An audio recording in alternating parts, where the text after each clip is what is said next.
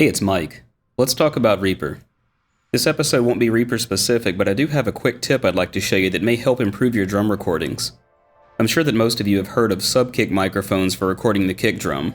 The idea is to pick up lower frequencies than what your normal kick mic may be able to pick up.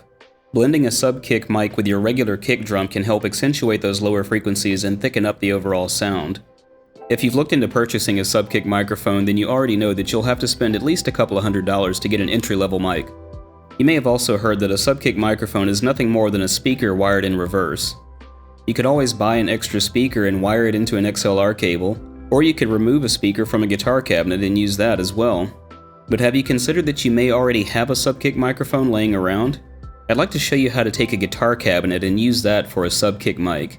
Now, I didn't come up with this idea on my own. I recently saw it on Creative Sound Lab's YouTube channel and thought that I would try it myself. For this example, I'll be using a Fender bass breaker cabinet loaded with two 12-inch Celestion V-type speakers.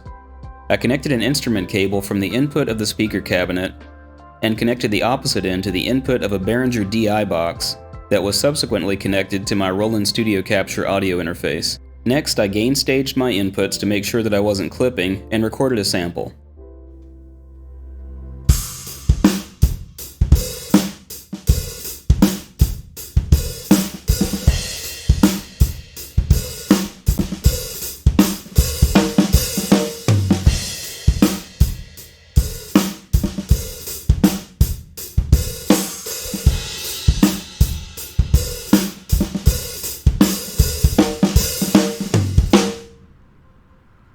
Now that the recording is complete, let's take a look in Reaper.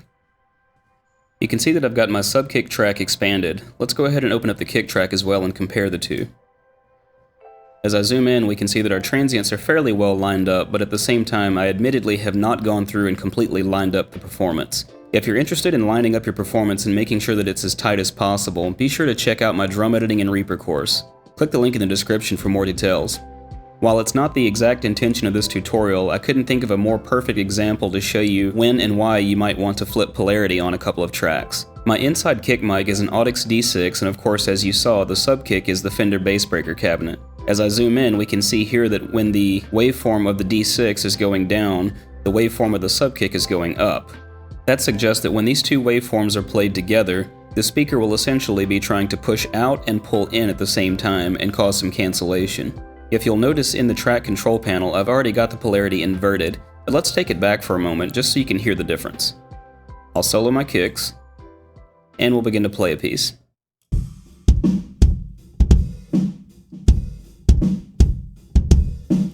Now you can definitely still hear the kick, but if I flip the polarity, take a listen then.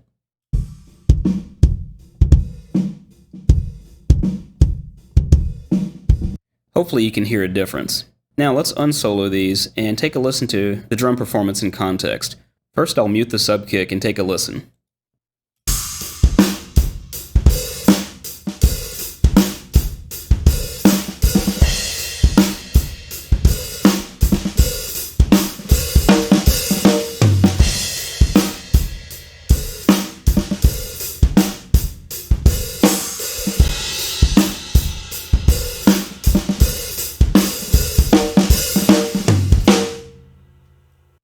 The Audix D6 doesn't sound bad by itself, particularly when paired with the TAC Orbit drum heads on the kick drum. It's got what I would consider the perfect amount of punch for the style that I like to play.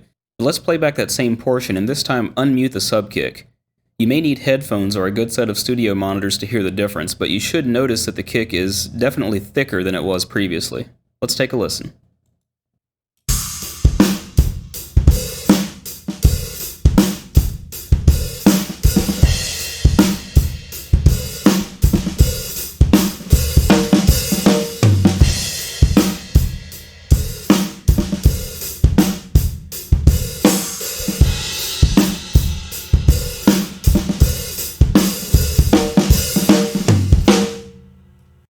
Let's play that back one more time, and this time I'll toggle the Subkick on and off and see if you can hear the difference.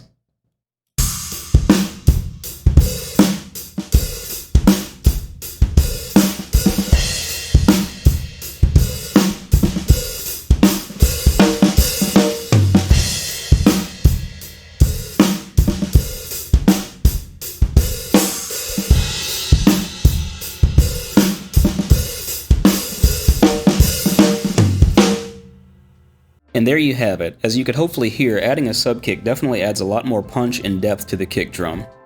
Now this isn't something that's necessarily Reaper specific. You can use this trick in any DAW, and you can use any guitar or bass cabinet that you have laying around.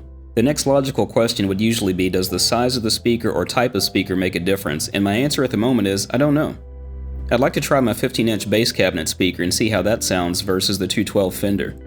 If you've got a guitar or bass cab laying around and would like to try this yourself, be sure to drop a comment below and let us know the results. I hope this helps.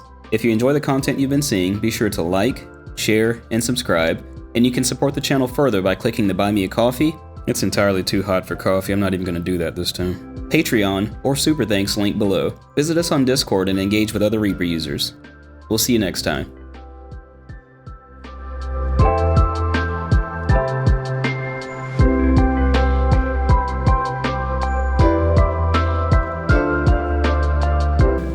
The project I've got open is the recording from my The